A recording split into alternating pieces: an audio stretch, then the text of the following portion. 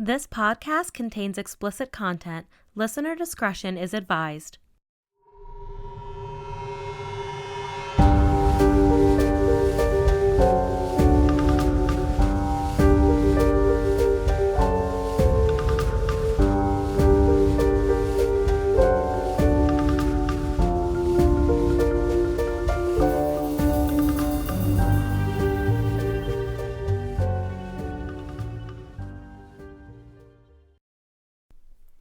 Welcome to the Creepy Cannabis Podcast, where we chat all things creepy, cannabis, true crime, paranormal, and weird. I'm Madeline. And I'm Rachel.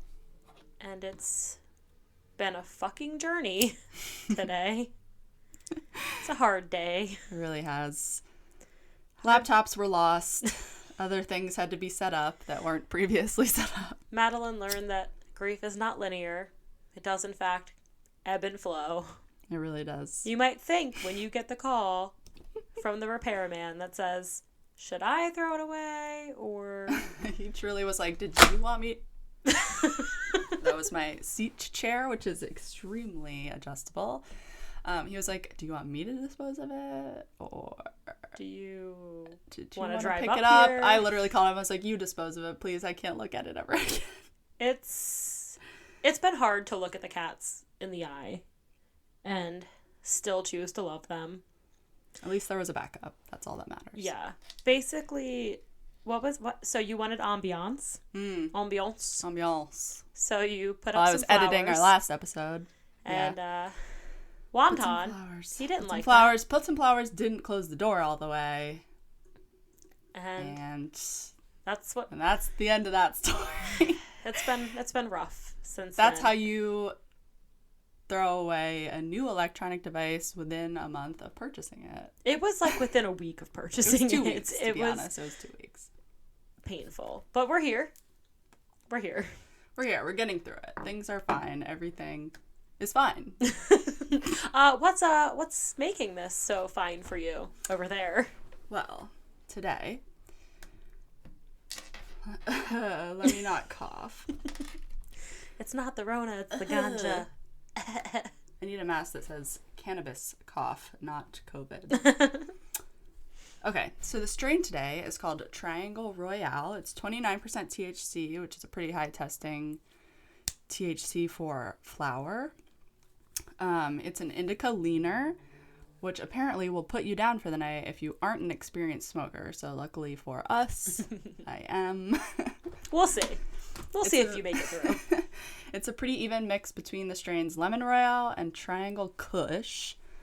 And Lemon Royale is like a invigorating creative hybrid strain with a relaxing body high. So it's probably sativa leaning, but probably just a steady mix of both. It's apparently great for a midday pick-me-up, which leads me to believe that there's more sativa in it. It's helpful for pain, stress, and creative blocks.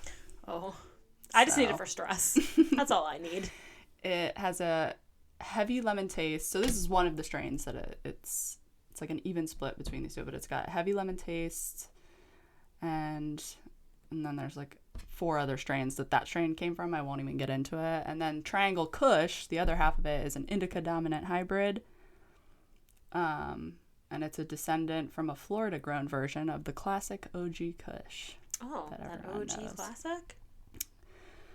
And it's got classic Kush effects that you'll fall in love with all over again, said Leafly.com. The Triangle Kush hits you first with an uplifted rush of energy that you can feel behind the eyes. Don't know what that means. Do you feel any energy behind your eyes? I mean, I only took one hit. I did not want to cough while I was reading I think today will allow it. You know, it's an appropriate time. An increase in focus that's slightly heavy, bordering on making you stony. Don't know what that means. A relaxing body high comes next, so that's for when I need to go to bed, I guess. So I guess it's important that we know the time frame of these events, because like, what if the bed situation happens mid-episode? You just go night-night and... You'll have to finish it. Okay. I'll read those notes like a pro. But the strain, Triangle Royale, which is a mix of those two, is great for people with chronic pain, migraines, chronic fatigue, glaucoma, nausea, muscle spasms, and tremors. Oh. So, I mean, it sounds delightful. I say over here, acting as if I know anything you're discussing. I can only dream.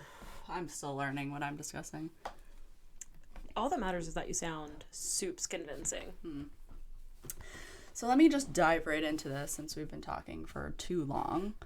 The topic for today is the Danvers Lunatic Asylum, which is also known as Danvers State Hospital, the State Lunatic Hospital, the Danvers State Insane Asylum. I think that's it. Those are all the names. But there's a lot of names. That's many names. It's many identifiers. And it was a psychiatric hospital located in Danvers, Massachusetts. Here's the kicker. It was built in 1874 and opened in 1878.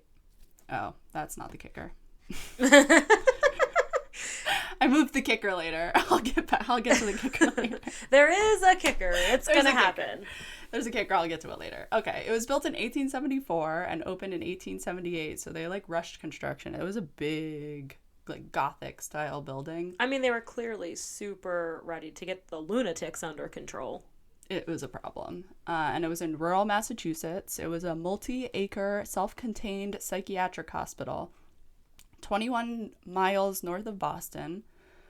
It was a plot of land in Danvers, Massachusetts, that they picked because it had plenty of space to create a self-contained facility, and the setting seemed peaceful.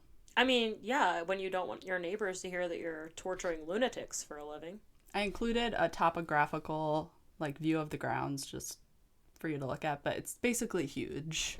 It's very large, and it had huge amounts of woods surrounding it, pretty rural. It had to be self-sustaining basically because they didn't want to deal with the crazies. I mean, yeah. So there's a dense amount of woods all the way around the entire perimeter. Yeah. Most of the perimeter. They want to delete an escape route for those lucky few. So it was a one-of-a-kind compassionate care facility that viewed mental instability as a treatable disease. And Danvers was regarded as a humane and modern place for a short period of time. So the story goes. Okay, here's the kicker. You sure? Yes. Hawthorne Hill, which is in Danvers, Massachusetts, is where this building is. It's a beautiful Gothic style red brick building. But many people, mainly me, don't realize that the Salem witch trials largely took place in Salem Village, which is now modern day Danvers, Massachusetts. No! Why does everything stem from the Salem witch trials? I had no idea that they were related. And so the judge that presided over the Salem witch trials, John Hawthorne, lived on the property, basically lived on that land before it became the Danvers Lunatic Asylum. What a little bitch he was. What is that? So people think it's haunted also because of witches. I mean, because if that episode proved nothing else... Witches are the reason for everything. Well, people died, so they're haunting someone. Mm-hmm. But they were haunting him. They probably killed him off. So, it was... Alright. It originally consisted of 2 main buildings for administration, in the center, with 4, big radiating wings. This place was fucking big. And there was a rear building that did, laundry, kitchen, chapel, attendant dormitories... heating, ventilation, all that stuff. And the patient wings were on each side of the main building, stretching 800 feet each. I think that's a lot. I'm unclear. We know math stuff. It's a lot. The west side was for males, the east side for females, with the more extreme patients occupying the outermost wards, which, probably you would never want to go there. At least it's not the basement, every fucking movie you've ever seen. I mean, outermost wards. But at least it's not undermost wards. Undermost. I seen, what's that show? American Horror Story? Yes. I seen that shit. True. The grounds included acres of farmland for crops and livestock that could feed the patients because they had to be self-sustaining. And at its peak, the facility had 40 buildings and maxed out at 450 patients. Or that was what it was supposed to max out at. The goal of the facility was to completely cure patients of their ills And it was a success at first, but by 1900, the hospital had employed over 125 people and had treated more than 9,500 patients since opening. I don't think... Oh, yeah, okay. It swelled to more than 2,000 patients at a time, despite the official capacity of 450. So that was at its height. It had about 2,000 patients, and they saw 9,500 patients, like, over the history of the hospital. Just trying to understand where they put them all, but... So 125 people, staff, 2,000 mentally insane patients. I mean, most of these people just had depression. Oh, like, they were surely. just women. Most of them, and they just So they were just they women had with oppression. anxiety and depression, which is like me. But they were, thrown into an insane asylum, and then their husbands married someone younger, probably. I mean, that tracks. Yeah. And took their fortune, and they were like, "Listen, Mabel, They were like, "Yeah, I'm done with you. You're insane. you don't need to come out. Your kids have a new mother." This got dark. I'm sorry. It's what had happened. So.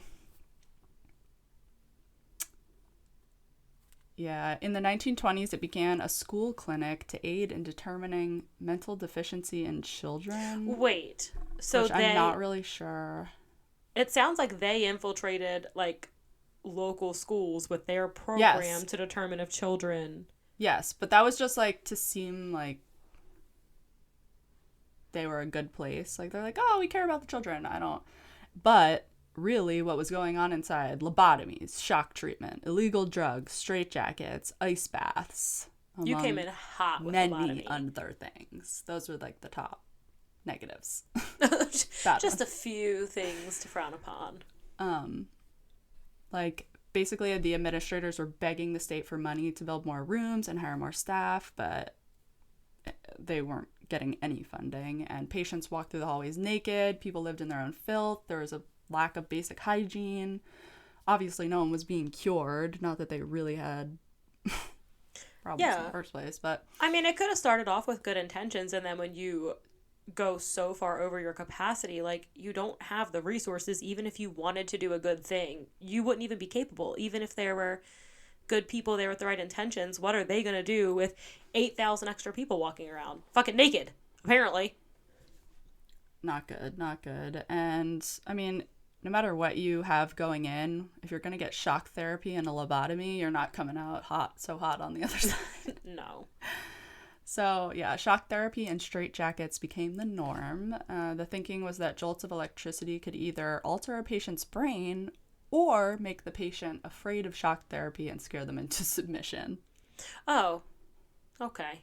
So those were the two options. School. I mean, it would scare me into submission. I don't want to get shocked to death. When they misbehaved, they were put into straitjackets and forgotten. Like, left in their rooms in straitjackets for hours. They were like, we have thousands of other people. We'll circle back eventually. And when shock therapy failed, the lobotomies started. So in 1939, the medical community was looking for a permanent fix to the crisis facing mental health facilities. The population of the hospital had swelled to 2,300 by this point. A total of 278 people had died at the hospital that year, 1939. And apparently medical science saw lobotomies as a cure for anyone's insanity. Was a lobotomy, like, already a thing, or is that something they created? So I'm pretty sure some of the first recorded cases are in Europe, just because historically... so they've America been around was just longer, like, that sounds good. We'll have a little bit of that. But I'll get into it. Okay. Neurology experts often called Danvers State Hospital the birthplace of the prefrontal lobotomy. And it basically was refined at this hospital. The horrific therapeutic method involved using a mallet to drive an ice pick-like surgical instrument called an orbitoclast.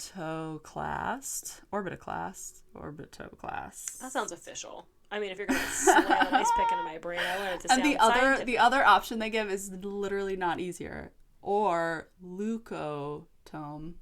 Leucotome? Through the eye. So an instrument through the eye to the top of the eye socket, and then through a thin layer of bone and into the brain, where it would be swept side to side to sever all of the nerve fibers. So basically a COVID test. The COVID test was literally not even that bad. Everyone complaining. I mean, I didn't have to do the really bad one. It was just like a Q-tip in my nose. But Well, I had to do it to myself, and I think that, she was like, further, Further? and I mine was didn't like, even. It was like whatever. my second one wasn't as bad. So yeah, basically just like sweeping side to side in the brain. Just kind of just do whatever you want. Scrambled eggs, if you will. Yeah. That sounds super scientific. I just want to clarify, like, I'm super impressed with the amount of I'm pretty sure research. this guy was just a fucking serial killer. I mean, he was a serial killer because he killed like a bunch of 700 people. I'm pretty sure. I might have just made that up. We'll confirm later. Okay. When I get to it. Sometimes you can just make stuff up. Opinions are valid. Okay. The horrifying procedure often left patients in a vegetative state and is responsible for an estimated 490 deaths. I said 700, but it was 490.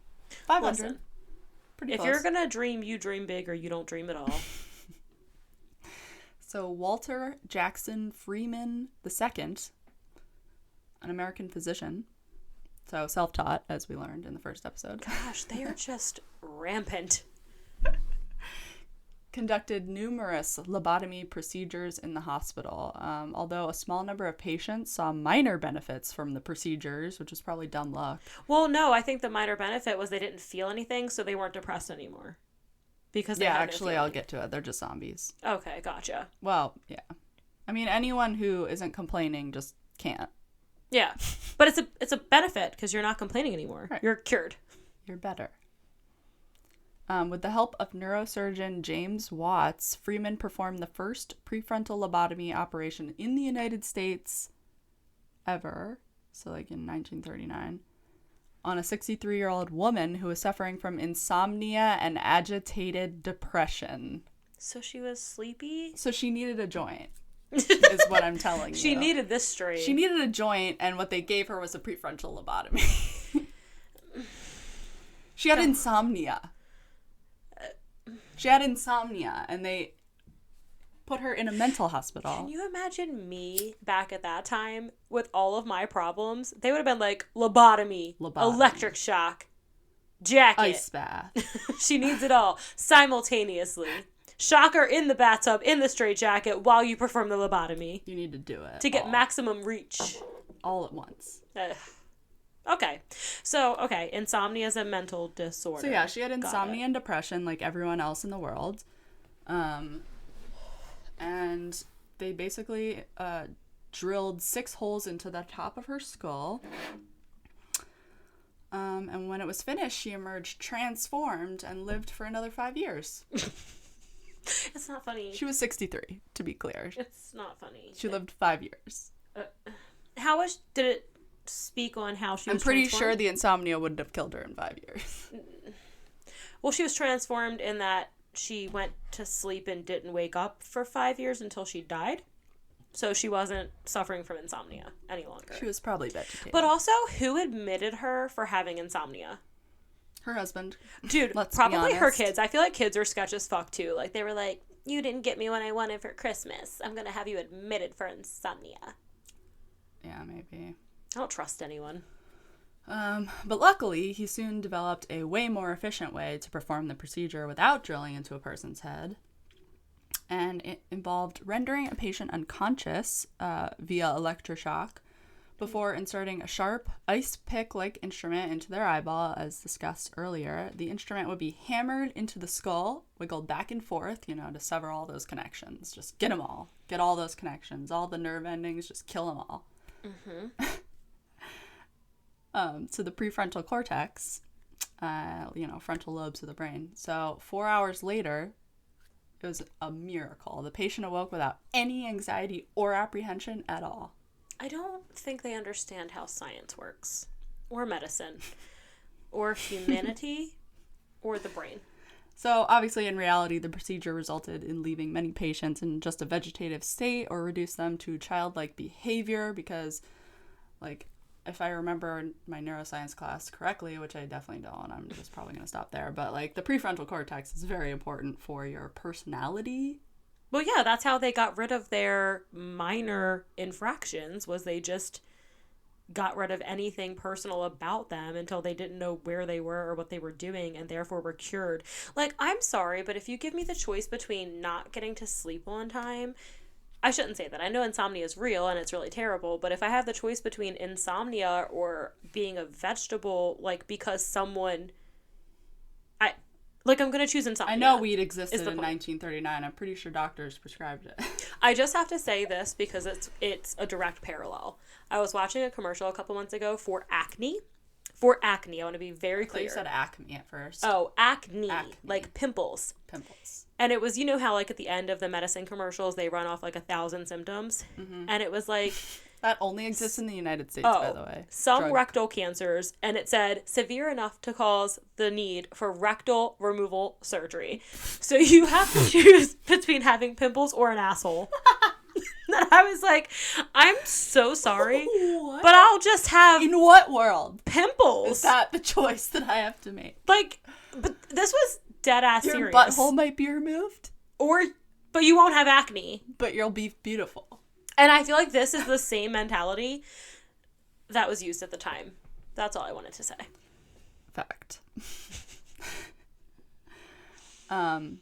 So, despite its shortcomings, many hospitals adopted the procedure for no other apparent reason other than the fact that lobotomized patients were easier to handle than emotionally charged ones, as you presumed earlier. Yes. Great. And lucky for the rest of the world, Freeman began traveling across the country, visiting mental institutions and spreading the use of the lobotomy by training staff to perform the operation. For, I'm sure, a myriad of other very important diseases, like, I don't know, fatigue.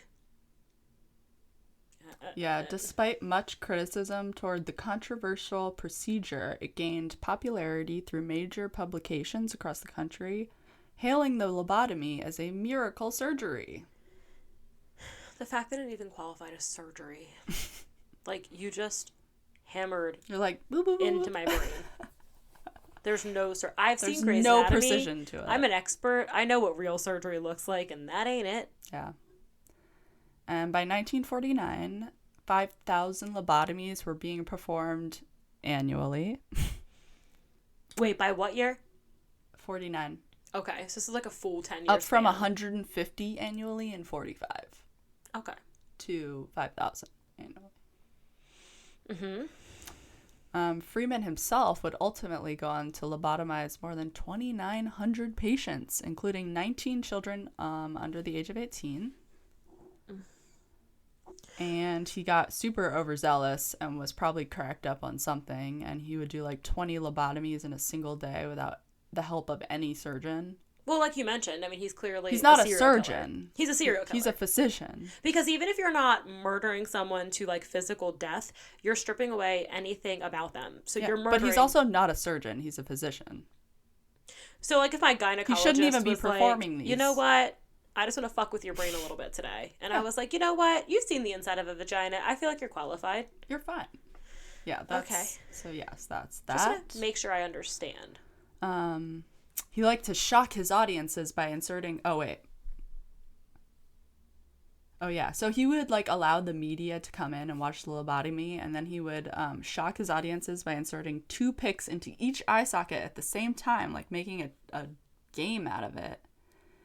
And these people that was it clear that when he's traveling around, these are all patients that are like, it's out of their control. It's not, I guess, did it make it clear if anybody actually signed up for that or chose that because it was a fad and they were like, I want to do it? I don't think anyone chooses to be admitted to a mental hospital. No, I didn't know if it was not just in mental hospitals. Like if people that were sick were like, I think that'll cure me. Like, you know what I mean? Sometimes people really don't get it and they're like, I feel sick. You know, I want to go seek out this experimental treatment. Like, do you think there were people that were like...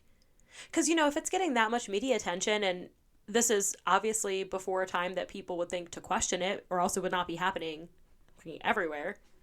Well, one time the media was watching him, and it ended in death as the sharp instrument slipped into the patient's brain, And he basically was like super indifferent and was like, on to the next one.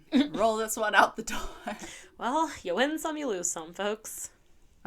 So for the survivors, some were left with no noticeable differences, which is shocking, but others were crippled for life, or in a persistent vegetative state. I mean, considering that he doesn't actually know what he's doing, it probably just was like, he's probably using the same exact motion on every single person, and obviously there's like a little bit of subtle precision. difference. He's not a surgeon.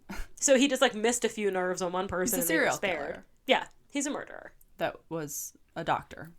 And was famous for it. He was living the dream. Yeah. One of Freeman's most notable patients was John F. Kennedy's sister, who was born with a mild learning difficulty. She was given a lobotomy in 1941 with the consent of her father. Shocking. But it ended in failure. She was left incapacitated by the procedure and spent the rest of her life in and out of various institutions. I mean... if you could just see my face. So visitors to the hospital in the early 1940s reported lobotomy patients wandering aimlessly through the halls of the hospital. At least the patients didn't complain because many of them just stared blankly at the walls. Yeah. Patients walked around in a drugged, hellish daze. No one would let them leave and basically held them against their will, but they barely fought back. So that's fun. And portions of Danvers State Hospital were shut down in 1969. Most of it closed in 1985 before a permanent shutdown in 92. Oh my gosh, that's how recently it was shut down. Yeah, maybe probably just admin buildings or like some shit. Yeah, but even so, like, it's just crazy that's not that long ago. And then it basically became a popular site for thrill-seeking teenagers looking for a good scare. I mean, it was basically a terrifying abandoned asylum. Me when I was 16, thinking I was the shit. I was like, I ain't scared. And basically the only remnants of the horrific practices that went on in the hospital today, actually, like, the hospital is condos now, I'm pretty sure. Ew, yeah, it is condos. Want to. But there are 2 nearby cemeteries that have 770 bodies. Some headstones only have numbers as opposed to names on them. What's so sad to me, it's like, okay, I have equal parts sadness for the people that undoubtedly had people admitted because they had their own personal agendas, whatever. Like, I don't want to take care of you. I don't know what to do with this. But then probably the people that actually had people admitted because they cared about them and really thought they were getting help. And can you imagine something like dementia when you clearly have like no science or understanding? Like, you know, my dad had early onset dementia, and watching that, like, if you don't know what that is, watching that is terrifying. Shocking. Like, you would think, oh, he's insane. He's insane. Some of the things he would do. Oh, yeah. You know, so imagine the people that are just, like, really want to help that person or don't understand what's going on and how easy it is to prey on that situation, and it's just so sad. Because I'm sure not every single employee that worked there was, like, I'm sure there were people that were like, oh, I'm going to help people, I'm going to make a difference, and then this guy's just like, yeah, we'll make a difference, I'm just going to go ice pick everyone real quick, and I'll take care of them. And then America was just like, you know, shock and awe. People were like, that's cool. I've never seen that before. It's just so weird. I think it's weird in, like, movies when you see, like, gladiator rings and people fighting to the death, and even, like, MMA and people just, like, fighting to the death, essentially. And it's like, people like that shit, man. Wait, where did you get to that from? From MMA fighting? Well, just, like, as a culture, people enjoying watching people injure each other or one another for sport. From, like, him being televised. Oh, right. Madeline. Right. I don't feel like you're qualified any longer to tell me. I totally forgot what you were talking Okay, now we get to the hauntings, though. This is yes. That was just the history of the hospital. Oh. I mean, there's really not a lot. Honestly, I was a little disappointed with how little there was, so don't get too excited. Okay. I'll temper my excitement. But ghost stories quickly became associated with the hospital. Anytime it was stormy, a ghost could be supposedly heard walking across the attic, and there were claims of patient abuse as early as the 1890s, obviously. So basically anyone who died in this facility died probably in extreme anguish and, like, undeservingly. So they surely were haunting these grounds. Yeah, they're pissed. They're like, okay. I mean, they're like, what the fuckity fuck? Yeah. They see, like, some fucking bathwater get triggered, and they're like, that's it, Brenda. Like, yeah. Oh, for sure. Like, if you're dying in some excruciating way at the hand of some psychopath. Just absolutely insane. Like, he's just ice picking your eyeball, and you're like, I just had depression. Bro, you get to heaven, and you're like, I had some insomnia, bro. Like, I just needed a Xanax. Like, why is this happening? Where was Big Pharma when this was going down, popping out some Xanax? They used to prescribe cannabis, cocaine, heroin, meth. No, not meth, morphine. In basic doctors all over the country. The war on drugs is very minimal in the history of drug use in America and the world, but nevertheless. Instead, lobotomies. That'll do. Instead of just some weed, here are ice pick lobotomies, and you're probably gonna die. So were the hauntings, like, reported while it was open as people were dying, or by the people that lived in the apartments, like, after everything was done with? So, unclear. Okay. That was a clip from an article. Again, I didn't find a lot. I was kind of disappointed because everything was like, most haunted asylums in the country. And then it was like, no stories. I'm like, where are the stories? Yeah. Where's the meat and bones? I need some information. I need information. Exact scenarios, play by play. Yeah. Which ghost was where, in what room? Yeah, it's always just like some vague, like, there was some walking sounds. Like, there was a ghost dog in the background. Woof woof. Who heard it? There's fucking Felix meowing. Okay, so this girl, Geraldine Levasseur, that's probably not how you say it, but whatever, grew up on the grounds of Danvers State Hospital in a house lent to her father, who was a hospital administrator, Gerald Richards. Her family would hear footsteps in the second-story hallways of their home when nobody was upstairs. Doors would open and close. Lights would flicker on and off. Okay, that was pretty specific. I forgot she said that. But still. You're doing great. Now, 52. This is like an article where she's being interviewed. So now she clearly remembers a day in her youth when her sister and brother were playing upstairs in the attic and saw an apparition of an older woman angrily scowling at them. Ah, that's terrifying. She's probably like, my grandkids were the reason I had fucking insomnia and now I'm dead. They were too scared to move until their mother ordered them to come down. Like, a mom's always going to scare you the fuck out of that. It's scarier. Your mom is scarier than a ghost. Accurate. And they were too scared to move until their mother... Oh, I already read that. Oh my god. Guys, we're fine. It's a potent flower. It is. You did say it was potent. And at least they you're not didn't asleep. lie. They didn't lie to me. They didn't undersell it. Okay. So apparently in high school, she claimed that her bed covers were pulled completely off her bed, but nobody was in the room. She was terrified, but she said she felt like no harm was going to come to her, so whatever that I don't know how as a means. child you deduce no harm is coming to you and your blankets get ripped off. I don't know. It's fine. And apparently, generally, she had a good experience there, but she said, obviously, unsavory practices took place on the grounds. And, yeah, those, like, primitive electroshock therapy, hydrotherapy, lobotomies, all basically torture. Basically, it was just a torture house for years.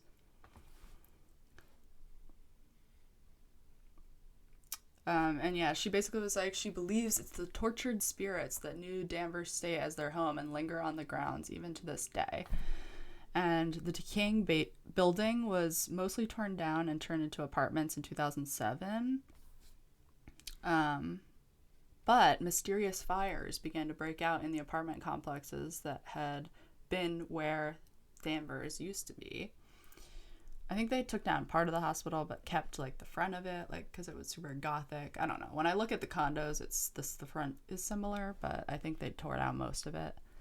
But the fire engulfed all the only new construction, part of it, and some, like, thing. It's called a cupola. A- I had to Oh, a Google it. cupola. Oh, you know what that is? I watch a lot of HGTV. I'm so sorry. Oh, a cupola, of course. I'm also geriatric. Watch a lot of HGTV. I watch a lot of property. Okay, well, builders. that's what caught on fire because of the radiant heat, and it destroyed 4 utility buildings, like a parking area. Workers had to, because workers had yet to install the sprinkler systems because it was all new construction, so all these buildings started catching fire, and then it was basically like ripped through it all, just boom. And apparently flames were as high as the water tower, says Holly Weinstein, Oh. who moved into the apartment less than 1 week ago. No, can you imagine moving into an apartment that's already haunted? You already got this old bitch in the attic starting shit, and then a fucking fire on a cupola. I mean, this is 2007 now. Like, this is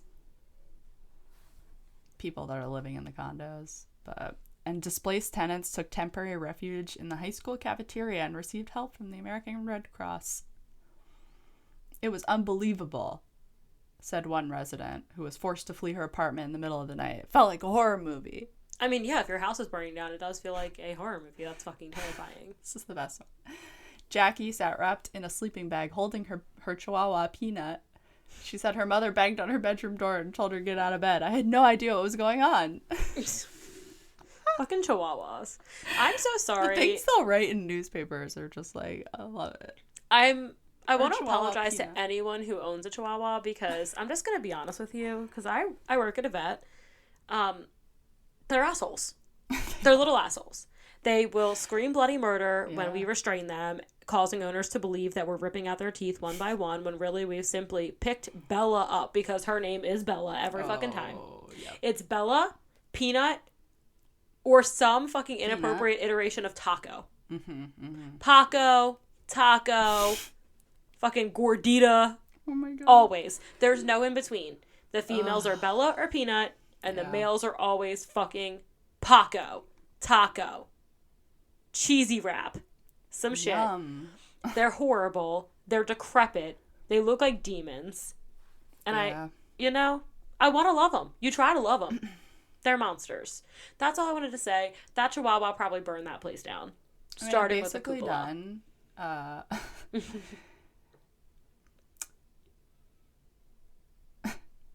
Are you I'll okay? edit out that pause. We're gonna have to edit out all of your fucking weed pauses. Everything.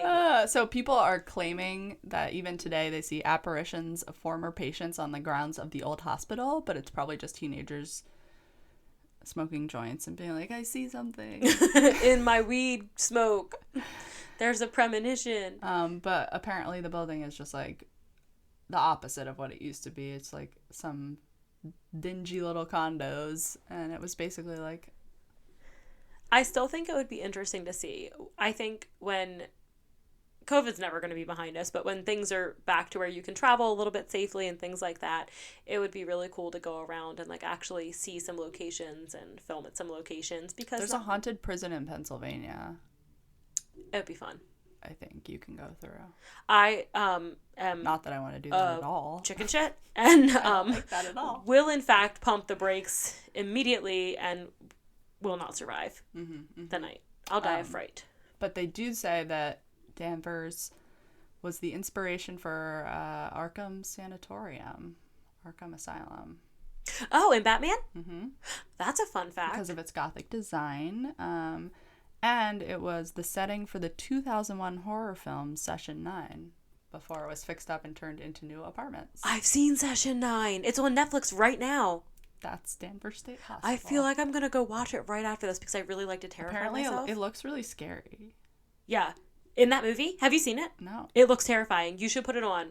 I don't want to do that. Watch like 5 minutes of it with me. No. Actually, it's funny because I think the next episode I want to talk about like curses that follow movies. Ooh. And like the unfortunate deaths that happen. Ooh. Like Poltergeist. Yeah. Poltergeist is the main one. Yeah. Yeah, I find that really interesting. When we go to Salem next year, we should go. Where? 20 miles north to Danvers. Oh. You need to go to bed. I was like, where are we going? I have, first of all, okay, let me just preface this with, you are an experienced partaker of the Mariganja. That was a small joint. And I've never seen it affect your personality in any way. Well, to be fair, I wasn't reading on the spot in front of you previously. I feel as though you are affected. On camera. I mean, on mic. No, on camera. You're doing great. It's 29%. That's high. It definitely must be, because you're just usually very, like, chill. Maybe have a snack attack or two. It's like making me talk fast, but also tired. Also, you're not talking fast at all. Oh, okay, cool. No. You're... Glad we're on the same page. Okay. Okay. So, it was a house of torture. Yes. The birthplace of the... What's the type of lobotomy? The prefrontal lobotomy. Which then became a trend, because that's definitely an American thing. So there was lots of murder involved, for sure. There was a serial killer. Poor, innocent people who simply needed a good night's sleep were left roaming naked in the halls or dead. Just seasonal depression. And then they haunted everyone, rightfully so, because they were pissed. They were like, if I'm not getting any sleep and lobotomized, no one's getting sleep. There was a Chihuahua. Chihuahuas are assholes. It's true. And well, yeah, that was later, but yeah. It's featured in the movie Session 9, available on Netflix. Yeah, you can see what it looks like. It's terrifying.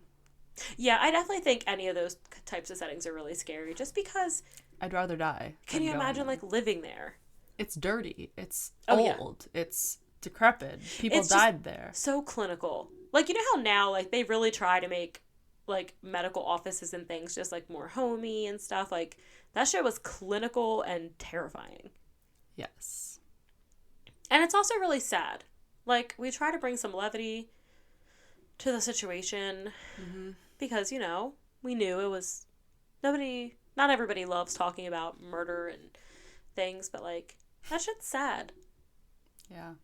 Like, just this poor grandma lobotomized because she has insomnia. She just had some insomnia. I have insomnia all the time. And so I used to have insomnia. I just watch reruns of Julie and the Phantoms, which is a child show, on my cell phone. Well, that's all for this week. After I rambled on for 7 hours last episode. And that's all. That's all, folks. That's all she wrote. You're welcome. No meowing cats. Yeah. You wanted to do it had to be a two-parter. Would have been a long one. I just really wanted to do that story in particular, which happened to be really long. Yeah. And then someone on my Facebook posted and commented, like I posted the episode, and they commented with the giant spoiler. And they were like, did you watch the documentary about XYZ? And way to ruin it for the rest of them. I was like, no one has to listen to it now. How could you ruin this for me? I was like, no, I didn't see it. No. But I did see it. And now I'm upset. Delete. I was already self-conscious about that episode. I was already stressed out. It's fine. Okay. I think next week I'm going to need you to smoke something that makes you alert. Alert. Focused. Okay. No, you were alert. You need to be focused next time. Okay. Although I kind of liked this version. We'll see. We'll what see. I buy at work next week. Oh, the joys of having a dream job. Yes. Not working with little dogs named Bella and Paco. Just cannabis. Getting bit by ungrateful little shits. I mean, yeah. Even though you just want to love them. That's sad. It's always sad when you want to love them and they don't want you. That's the worst part is like Chihuahuas they draw you in. Mm-hmm. You're like, you're little. What could you possibly do? They're cute. And then you're accosted in your own workspace. What's wrong? Well, it's been real. Until next time. Thanks for listening. Bye.